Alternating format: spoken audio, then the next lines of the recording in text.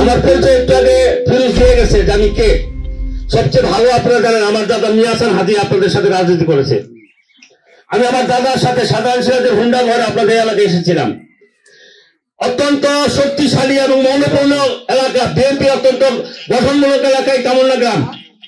বিগত দিনে এই কামরনা গ্রাম থেকে বিএনপি সর্বোচ্চ ভোট পেয়ে এই বিএনপি জাতীয়বাদী দল ধানের শীষ প্রতীকে যারাই নির্বাচিত করেছে এই কামরনার মানুষ তাদেরকে প্রতিষ্ঠিত করেছে, তাদেরকে জয়যুক্ত করেছে।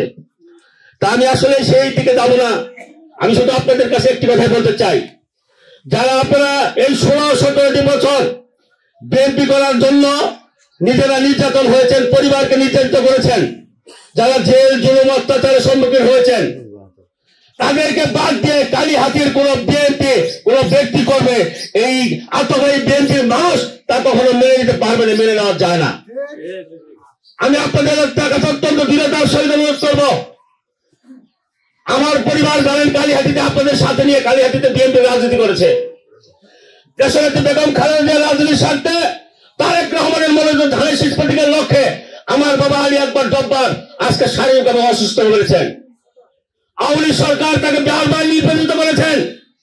তৎকালীন আওয়ামী লীগ সরকারের সৈহাদারি আমাদের জায়গা জমি থেকে শুরু করে আমাদের ভাটা, আমাদের রাইস মিল বেদখল দিয়ে তারা আমরা বিএনপি করে বলে আমাদের একটি অপরাধ ছিল যে জব্বার বিএনপি করে তার পরিবারকে কালীহাতির বুকে আর মাথা চালা দিয়ে তাদেরকে দেওয়া হবে না।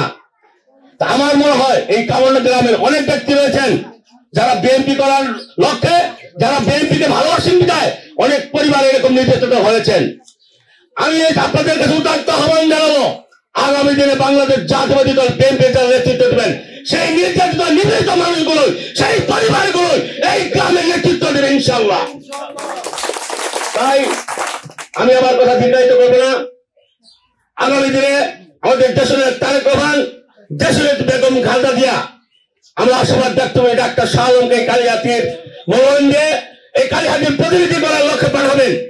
আর যাকেই পাঠান, যে বিএনপি পরিবার যার রক্তের সাথে দেশ ও জাতি বিএনপি রক্ত মিশে রয়েছে, যিনি বারবার এই বাংলাদেশকে জাতীয়বাদী শক্তিতে রূপান্তর করার লক্ষ্যে পরিবার থেকে শুরু করে রাজপথ থেকে শুরু করে সকল অঙ্গন শুরু করে নির্যাতন নিপীড়নের মধ্য দিয়ে আজও বিএনপিকে ভুলে নাই, তারাই বাংলাদেশের এই কালীহাতি উপজেলার নেতৃত্বে আসবেন এই আশাবাদ ব্যক্ত করে সকলের সুস্বাস্থ্য দীর্ঘায়ু কামনা করে আবারও দেশনেত্রী বেগম খালেদা জিয়া তারেক রহমানের নেতৃত্বের প্রতি আশা এবং ভালোবাসা ব্যক্ত করে আমি আমার কথা শেষ করছি।